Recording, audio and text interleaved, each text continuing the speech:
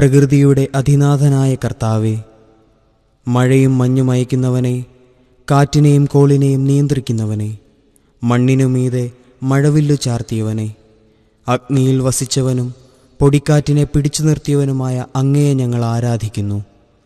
കന്മഴയാലും കയ്പുജലത്താലും ക്ലേശിച്ച നിന്റെ ജനത്തിന് യാത്രയിൽ പ്രകാശവും പ്രത്യാശയും നൽകിയവനെ, ഞങ്ങളുടെ ദേശത്ത് ഉരുൾപൊട്ടലും മണ്ണിടിച്ചിലും മൂലം മൃതിയടഞ്ഞവരെയും ഭവനം നഷ്ടമായവരെയും ഓർത്ത് ഞങ്ങൾ പ്രാർത്ഥിക്കുന്നു.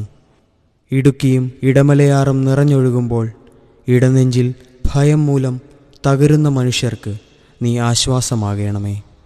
പ്രളയത്താൽ തൻ്റെ ജനത്തെ ഇനി നശിപ്പിക്കുകയില്ല എന്നരുൾ ചെയ്ത കർത്താവേ, നിന്റെ ദേശത്തെ ഏറ്റെടുക്കണമേ, കരുണയായിരിക്കണമേ.